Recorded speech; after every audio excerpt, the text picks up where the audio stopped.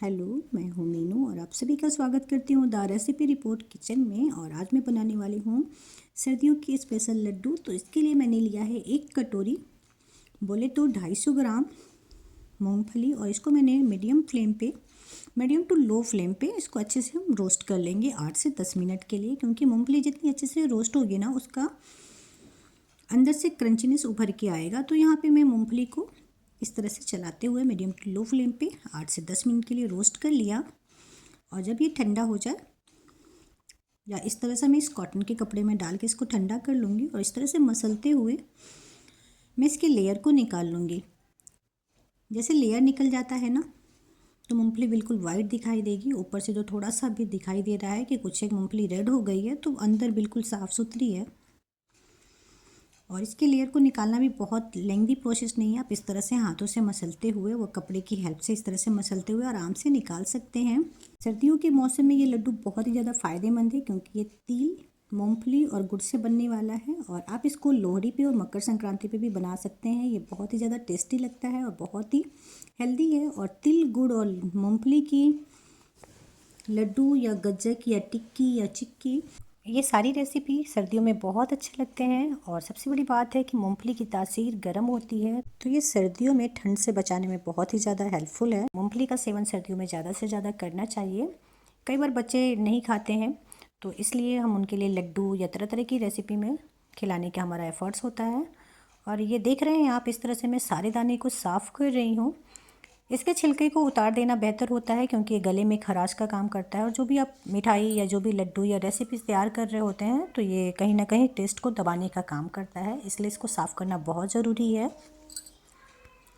साथ ही साथ मैं बता दूं कि मूंगफली हमारे लिए बहुत ज़्यादा फ़ायदेमंद है। इसमें potassium, manganese, copper, calcium, iron के गुण भरपूर होते हैं। ये एसिडिटी को दूर करता है।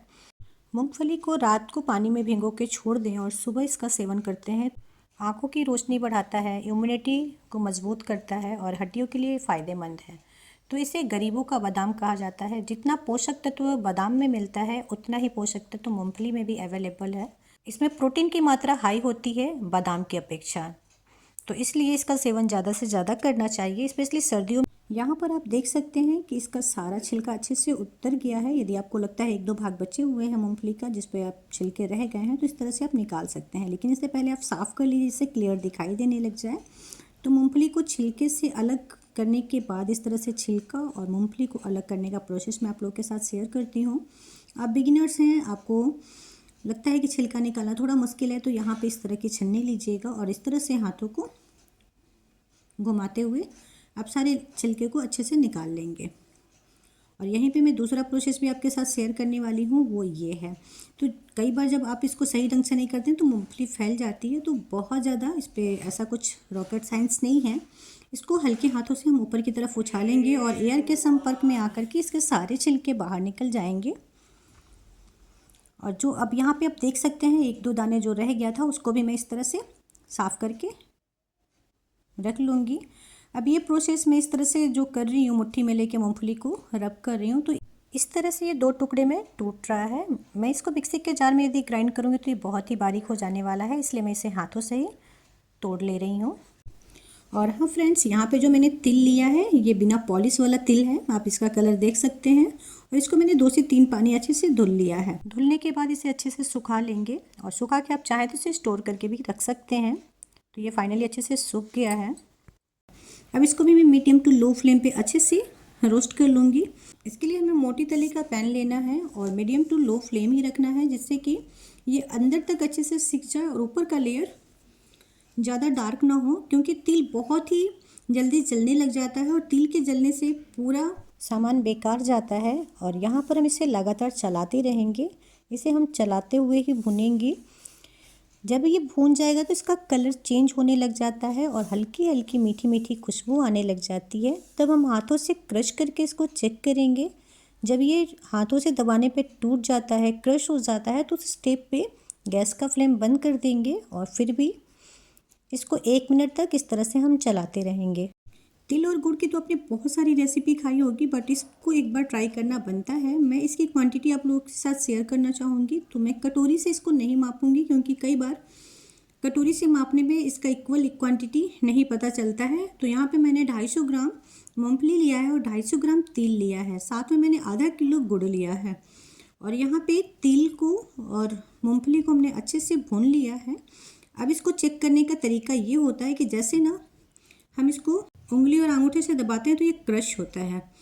तो एक जब से टूट जाएगा, क्रश हो जाएगा, इट्स मीन्स ये अच्छे से भुन चुका है। वैसे तो तिल का कलर भी चेंज होने लग जाता है, चिटकने की आवाज़ भी आती है और एक अलग सी खुशबू आना शुरू हो जाती है। तो पहचान होती है कि तिल अच्छे से रोस्ट हो चुका है। वैसे ही मूंगफली को भी जैसे आप मीडियम टू लो फ्लेम पे रोस्ट करते हैं तो ये चिटकने लग जाता है, 2 भागों में फट जाता है और इसके लेयर भी उतरना स्टार्ट हो जाते हैं। तो इस स्टेप पे आपको पता चल जाता है कि मूंगफली और तिल अच्छे से भुन चुका है। मैं ठंडा होने के लिए अलग बर्तन में निकाल के रख दी हूँ और आपको फिर से चेक करा रही हूँ। इसको फोड़ने पे ये क्रश हो रहा है। अब आते हैं हम गुड़ की तरफ।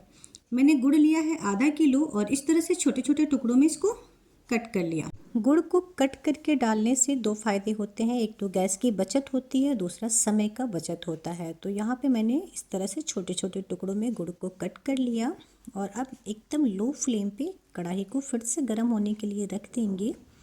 तो ये सारा गुड़ यहाँ पे कट चुका है और आप यहाँ पे देख रहे हैं कि तिल भी हमारा ठंडा हो चुका है। यहाँ पे हम यदि घी डालते हैं 1 चम्मच तो स्वाद दुगना बढ़ जाता है। तो कढ़ाई जैसे गर्म होगा मैं इसमें 1 बड़े चम्मच शुद्ध देसी घी डाल लूँगी। और फाइनली यहाँ पे तिल ठंडा हो गया है, इसे मैं मिक्सी के जार में डाल करके दरदरा पीस लूँगी। हाँ, ध्यान रखना है हमें फाइन नहीं पीसना है। ये प्रोसेस हम कुछ सेकंड के लिए करेंगे। तो जब ये कुछ सेकंड के लिए एक बार पल्स मोड पे मिक्सी को चलाते हैं तो ये ग्रिटी हो जाएगा जैसा हमें चाहिए था। तो आप देख रहे हैं ये बिल्कुल दरदरा तैयार हो चुका है।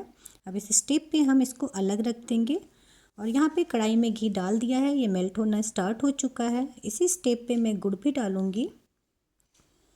सर्दियों में गुड़, घी, तिल, मूंगफली का सेवन करने से सर्दी कम लगती है, इनकी तासीर गर्म होती है।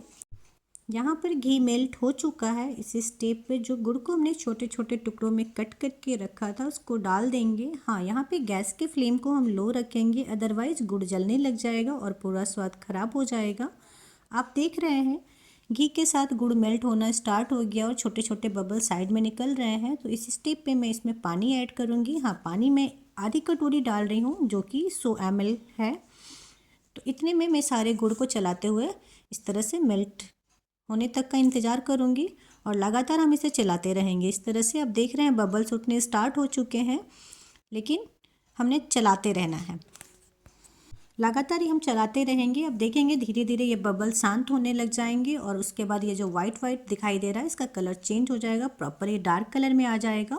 और हम जैसे नीचे से चलाते हैं तो लगता है ये कढ़ाई को छोड़ रहा है, तो हम समझ लेंगे कि जो हमने पाग रेडी किया है वो बिल्कुल परफेक्ट बन चुका है। तो यहाँ पे ये डार्क हो चुका है। अब मैं इसे चेक करूँगी। तो इसे चेक करने के लिए मैंने आधी कटोरी पानी लिया है और इसे पानी में डाल करके हम देखेंगे जब ये ठंडा हो जाएगा तो इसे हम दोनों हाथों से खींचेंगे। जब ये खींच रहा है इट्स मीन्स अभी नहीं हुआ है, जब ये टूटने लग जाए तो इट्स मीन्स ये हो चुका है। तो यहाँ पे देखें ये कढ़ाई, यहाँ पर हम देख रहे हैं कि ये गुड़ कटोरी में नीचे जाके तल्ली से बैठ गया है और ये ठंडा भी हो गया। इस तरह से मैं इसको उठाऊंगी और खींच के चेक कर रही हूँ। तो हाँ जी, अभी ये खींच रहा है, इट्स मीन्स अभी हुआ नहीं है। मैं 1 मिनट के लिए इसे और इस तरह से पका लूँगी। हाँ, अब बताइएगा, हम तो इसे गुड़ का पाक कहते हैं, आप इसे क्या कहते हैं कमेंट में ज़रूर बताइएगा। वंस अगेन मैंने पानी में फिर से गुड़ डाला क्योंकि 1 मिनट हो चुका था। अब मैं इसको ठंडा होने तक का वेट करूँगी और फिर हाथों से खींच के देखूँगी। तो अब ये टूटना स्टार्ट हो गया है, इट्स मीन्स ये पाक बिल्कुल परफेक्ट है जैसा हमें बनाना है। तो आज इसी पाक से मैं 2 तरह की रेसिपी बनाऊँगी। अभी मैं गुड़ चिक्की भी बनाऊँगी और साथ में गुड़ मूँगफली और तिल के लड्डू भी बनाऊँगी। तो यहाँ पे मैंने मूँगफली को छिल करके प्लेट में इस तरह से फैला रखा था। हाँ, प्लेट को मैंने घी से ग्रीस कर दिया था, पहले ही ग्रीस करना ज़रूरी है। और मैंने दोनों में ही इक्वल क्वांटिटी से मूंगफली को फैला दिया। गुड़ को फैलाने से पहले थोड़ा सा तिल मैं गुड़ में ऐड कर दूंगी, इससे कि इसका स्वाद और भी अच्छा आएगा। और जैसा कि हमारी कोशिश रहती है कि हम बच्चों को गुड़, तिल और मूंगफली का ज़्यादा से ज़्यादा सेवन कराएं। गुड़ को इस तरह से हम मूंगफली के ऊपर फैला देंगे और इसे ठंडा होने के लिए अलग रख देंगे। जब ये ठंडा हो जाएगा तो ये प्लेट को छोड़ देगा और अच्छी सी हमारी गुड़ चिक्की बनके रेडी हो जाएगी। हाँ, तब तक हमें वेट करना होगा कि ये ठंडा हो जाए अच्छे से, अदरवाइज़ आपको निकालने में बहुत परेशानी होने वाली है। और जब ये ठंडा हो जाता है तो बड़ी ईजिली हम इसको निकाल के यूज़ कर लेते हैं। तो चलिए, यहाँ पे गुड़ चिक्की तो हमारी बनके तैयार हो चुकी है। अब हम दूसरी रेसिपी की तैयारी कर लेते हैं, मूंगफली गुड़ और तिल के लड्डू। तो बने रहिएगा वीडियो में शुरू से लास्ट तक से, एक भी स्टेप मिस मत कीजिएगा, अदरवाइज़ आपके लड्डू और चिक्की हो सकता है कि ख़राब हो जाएं, क्योंकि मैं जो भी चीज़ें इसमें फॉलो कर रही हूँ साथ ही साथ बताते चल रही हूँ। तो यहाँ पे गुड़ के पाग में मैंने थोड़ा सा डाला है तिल। तिल डालने से देखिए कितना सुंदर लग रहा है और स्वाद तो खैर उभर ही जाने वाला है। अब बनाते हैं हम लड्डू। तो इसके लिए जो मैंने मिक्सी के जार में ग्राइंड करके रखा है तिल ऐड कर देंगे, और जो मूंगफली हमारे पास बची हुई है, जैसा कि हमने यहाँ पे 100 ग्राम मूंगफली का यूज़ कर लिया है, तो अब हमारे पास 150 ग्राम मूंगफली बची है, तो उसको ऐड कर लेंगे और सारा तिल जो हमने ग्रिट करके रखा हुआ है उसको डाल देंगे और लगातार चलाते रहेंगे। यहाँ पे हमने गैस का फ्लेम ऑफ कर दिया है, लेकिन कढ़ाई गर्म है, लगातार हम इसे चलाते हुए ठंडा करेंगे। ये ध्यान रखना है हमें, गुड़ अभी गर्म है, हाथों से नहीं टच करेंगे, लेकिन इसको ठंडा करने के लिए छोड़ेंगे नहीं, हम लगातार चलाते ही रहेंगे।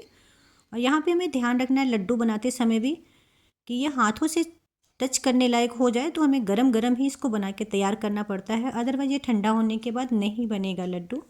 तो यहाँ पे देखिए धीरे धीरे ठंडा होना स्टार्ट हो गया है, हम छोड़ देंगे तो ये कढ़ाई से चिपक जाएगा और इस स्टेप पे हम लड्डू नहीं बना पाएंगे। तो इसे हमें लगातार चलाते हुए ही ठंडा करना है और इतने टेम्परेचर पे ये रुके जिससे कि हम हाथों से छू सकें। तो इतने टेम्परेचर पे हम लड्डू बना लेंगे, अदरवाइज़ ये ठंडा होने के बाद हम लड्डू नहीं बना पाएंगे। तो जल्दी जल्दी अब ये हमारे हाथों से छूने लायक हो चुका है। मैंने छोटे छोटे साइज़ में लड्डू बना लिया। ये रियली बहुत ज़्यादा स्वादिष्ट बन के तैयार हुआ था। तो इसे आप भी एक बार बनाइएगा और अपना एक्सपीरियंस हमारे साथ शेयर कीजिएगा।